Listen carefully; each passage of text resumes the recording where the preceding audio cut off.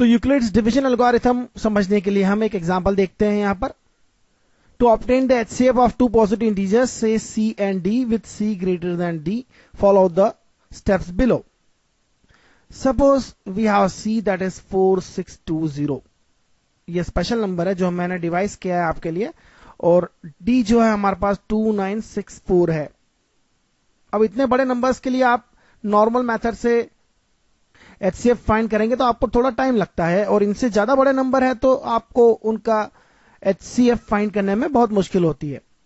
तो यहां Euclid's division lemma लगाते हैं, C is equal to DQ plus R form में लिखते हैं। C is equal to D is the divisor, Q is the quotient and R is the remainder form में लिखते हैं इसे। सबसे पहले C जो है 4620 है, हमारा डिविजर है 2964। आप साफ देख सकते हैं डिविजर में केवल 1 का मल्टीप्लाई हो पाएगा, क्वोशंट यहां 1 है, और रिमाइंडर होगा आपका 1656, क्योंकि 2964 और इंटू 1 प्लस 1656 जो होता है वह 4620 होता है। यहां हमारा रिमाइंडर है R, 1 है हमारा क्वोशंट, और यह हमारा डिविजर है, और यह हमारा नंबर है। अब यहां पर रिमाइंडर 0 नहीं है, इसलिए जो डिविजर है उसी को हम हमारा नंबर बना लेंगे, और जो रिमाइंडर है उसे हम, जो हमारा डिविजर है उसे हम नंबर बना लेंगे, और जो रिमाइंडर है उसे डिविजर बना लेंगे। और देखते हैं साफ दिख रहा है 1656 जो है वह इससे less than more than half है। इसका मतलब यहां हम 1 से मल्टीप्लाई करेंगे, क्योंकि 1656 में 2 का मल्टीप्लाई करेंगे तो वो इससे ज्यादा हो जाएगा, और यहां होगा 1308। अब आप देख सकते हैं यहां हमारा रिमाइंडर जो है 1308 है, यह हमारा रिमाइंडर जो है 0 नहीं है।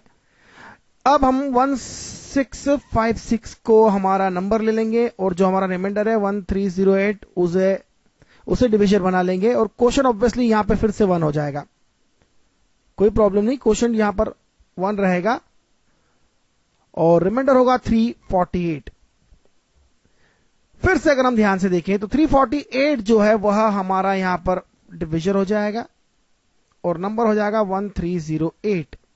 अब आप देखिए क्या मिल रहा है आगे आपको, 348 के साथ में 3 से मल्टीप्लाई करेंगे, आपको मिलेगा रिमाइंडर 264। अब हमारा 348 हो गया नंबर, 264 हो गया डिविजर, इंटू 1 ऑब्वियसली, और रिमाइंडर जो होगा वह होगा 84। Obviously it is going long, लेकिन प्रोसेस बड़ा इंटरेस्टिंग हो गया। 264 अब नंबर हो गया, 84 हमारा रिमाइंडर जो था वह 0 नहीं है, इसलिए वो हमारा डिविजर हो गया, और इंटू 3 आ जाएगा यहां भी। रिमाइंडर क्या होगा, रिमाइंडर होगा 12। अब 84 जो है वह हमारा नंबर हो जाएगा, 12 जो है हमारा डिविजर हो जाएगा, और 7 जो है, देखिए यह हमारा डिविजर है, इसे डी कहेंगे थोड़ी देर के। 7 जो हमारा क्वोशंट है, और 84 जो है वो हमारा नंबर है, न्यू नंबर है। इनफैक्ट बार बार नंबर बदलते गए, आप C डैश लिख दीजिए, C डबल डैश लिख दीजिए, Q डबल डैश लिख दीजिए, मतलब नया नोटेशन दे दिया हमने इसे। Now you can see the remainder, it is 0 now. Continues the process till the remainder is 0. Now remainder is 0. The divisor at this stage will be the required HCF. यहां जो divisor है वह हमारा HCF हो गया, 12 is the HCF. अब हम इसे समझने की कोशिश करते हैं, आखिर 12 HCF है ही क्यों? 12 से बड़ा कोई नंबर HCF नहीं हो सकता क्या? छोटा तो ऑब्वियसली होगा, 3 और 4 HCF डिवाइड करेंगे, लेकिन हमें सबसे बड़ा डिविजर चाहिए, हाईएस्ट कॉमन फैक्टर चाहिए, मतलब साफ है 12 से बड़ा नहीं होना चाहिए यहां पर। अब हम देखें तो क्या क्या मिलेगा यहां पर। ये 12 जो है वह 84 और 12 का HCF है। It is the HCF of 84 and 12, no doubt about that, because 12 can divide 12 as well as 84। 84 can be divide by 12, और रिमाइंडर सॉरी वहां पर क्वोशंट होगा 7। 84 by 12 विल बी द 7, मतलब साफ है 84 को आप 12 से डिवाइड कर सकते हैं, 12 को आप 12 से डिवाइड कर सकते हैं, इसलिए मैं साफ कह सकता हूं HCF जो है 84 और 12 का जो है वो 12 है, हमारा 12 है। आप यहां बताइए मुझे कि इसका HCF क्या होगा। HCF जो है 84 और 264 का HCF 12 होगा कि नहीं होगा। मैं इसे 12 से डिवाइड कर सकता हूं, बड़ी आसानी से इसे 12 से डिवाइड किया जा सकता है, क्योंकि 12 by 12 1 हो जाएगा, 84 डिवाइड बाय 12 7 हो जाएगा, 7 into 3 हो जाएगा 21, और 122 हो जाएगा। मतलब साफ है 264 को आप 12 से डिवाइड कर सकते हैं, क्योंकि आप राइट हैंड साइड को 12 से डिवाइड कर सकते हैं। अगर आप राइट हैंड साइड को 12 से डिवाइड कर सकते हैं, इसका साफ मतलब है कि लेफ्ट हैंड साइड को भी आप 12 से डिवाइड कर सकते हैं। तो 264 को 12 से डिवाइड कर सकते हैं। क्वेश्चन यह उठता है कि 12 से बड़ा नंबर जो होगा उससे डिवाइड कर सकते हैं क्या? क्योंकि 84 को तो आप 21 से भी डिवाइड कर सकते हैं, 42 से भी डिवाइड कर सकते हैं। 84 को आप 21, 42 दोनों से डिवाइड कर सकते हैं, काफी बड़े नंबर है। लेकिन आप 264 को 42 से डिवाइड नहीं कर सकते। आपने 84 को 21 और 42 से डिवाइड कर दिया, लेकिन 12 को तो नहीं कर सकते ना। 12 को नहीं कर सकते, इसका मतलब आप राइट हैंड साइड को 21 या 42 से डिवाइड नहीं कर सकते। इसका मतलब साफ है कि 264 को भी आप 21 या 42 से डिवाइड नहीं कर सकते। इसका मतलब 264 को डिवाइड करने वाला सबसे बड़ा जो नंबर है वो 12 है। इसका मतलब साफ है 84 और 264 को डिवाइड करने वाला सबसे बड़ा जो नंबर है वो 12 है, और 12 इनका भी HCF है। तो इसी तरह से अगर आप पीछे पीछे चलते जाएंगे तो इसे भी आप ऑब्वियसली 84 को आप 12 से डिवाइड कर सकते हैं, 264 को आपने अभी देखा 12 से डिवाइड कर सकते हैं, एंड सो ऑन। यहां आप एक बात ध्यान से देखिए, आप 84 को 42 या 21 से डिवाइड कर सकते हैं, लेकिन 264 को नहीं कर सकते। 264 को नहीं डिवाइड कर सकते आप, क्योंकि 264 को आप 12 से ही डिवाइड कर सकते थे, यह हमने देख लिया था यहां पर। इसलिए 264 को जिस नंबर से डिवाइड कर सकते हैं उसी नंबर को यूज करना होगा। और बिल्कुल साफ है 264 को आप 12 से डिवाइड कर सकते हैं, 84 को 12 से डिवाइड कर सकते हैं, मतलब 348 को आप 12 से डिवाइड कर सकते हैं।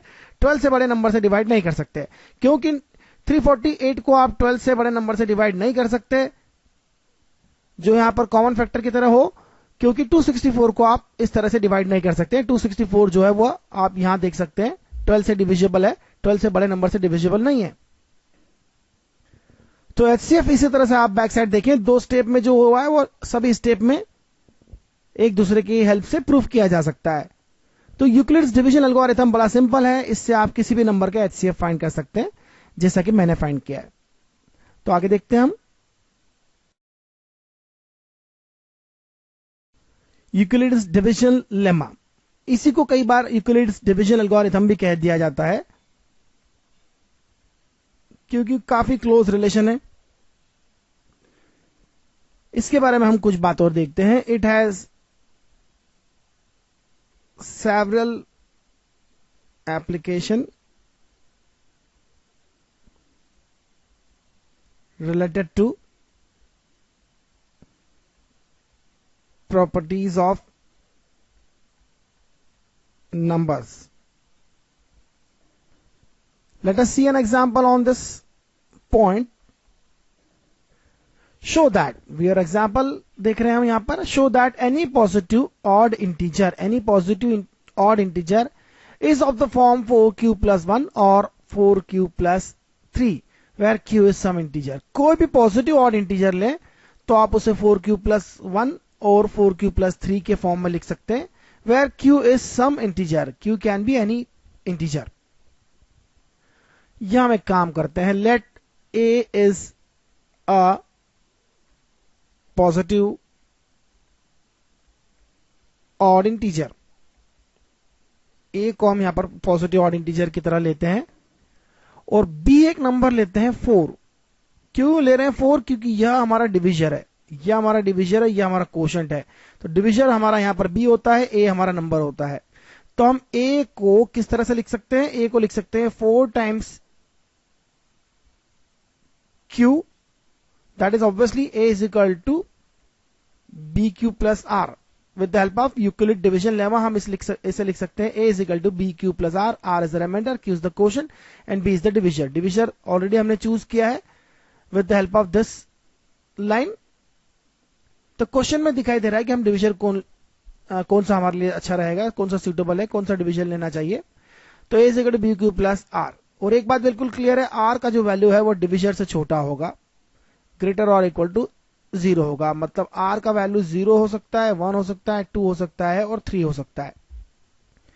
तो हमारा a जो होगा वह क्या हो सकता है? a जो है 4q plus 0 हो सकता है, a जो है वह 4q plus 1 हो सकता है, a जो है वह 4q plus 2 भी हो सकता है, a जो है वह 4q plus 3 भी हो सकता है। लेकिन अगर आप ध्यान से देखिए, हमने a को पॉजिटिव ऑड इंटीजर लिया है, लेकिन यह ऑड नंबर नहीं है। This is not odd number, not odd number, क्योंकि 4 को आप 2 से डिवाइड कर सकते हैं, 2 को 2 से डिवाइड कर सकते हैं।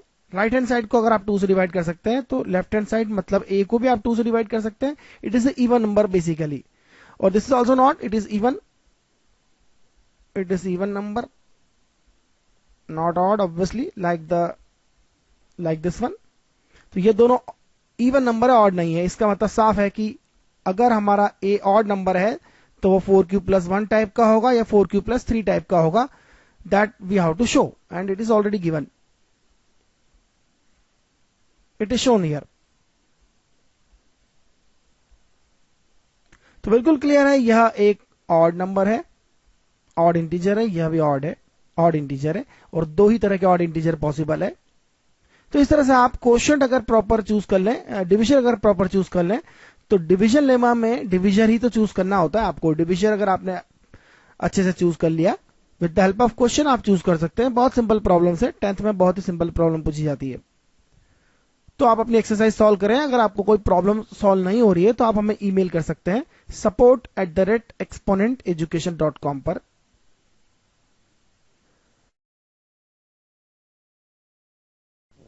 फंडामेंटल थ्योरम ऑफ अरिथमेटिक काफी इंटरेस्टिंग है। इस चैप्टर का यह दूसरा थ्योरम है जिसे हम समझने की कोशिश करते हैं। आपको नंबर्स के बारे में अच्छे से पता होगा। नंबर्स होते हैं या तो प्राइम नंबर्स होते हैं या कॉम्पोजिट नंबर होते हैं। जो प्राइम नहीं है वह कॉम्पोजिट नंबर होता है। सपोज प्राइम नंबर अगर आप बात करें 2, 3, 5, 7, 11, these are prime numbers. You cannot divide them by any other number.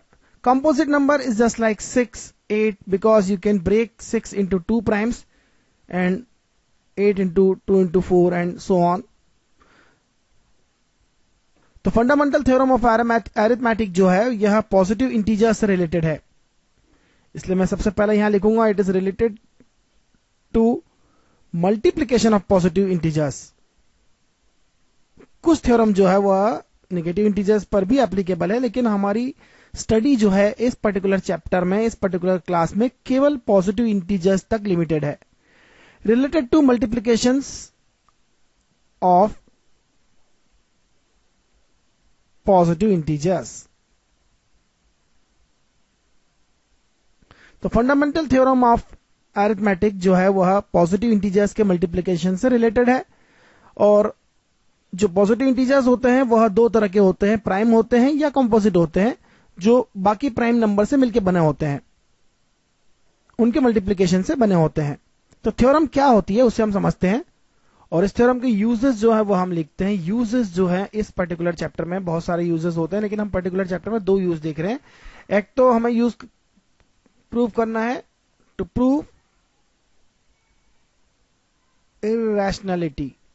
इररेशनैलिटी का मतलब है जो इररेशनल नहीं है, इररेशनैलिटी ऑफ नंबर्स लाइक √2, √3 एक्सेट्रा। इस तरह के नंबर जो है उनकी इररेशनैलिटी प्रूव करना है। सेकंड जो यूज है इस फंडामेंटल थ्योरम ऑफ अरिथमेटिक का वह है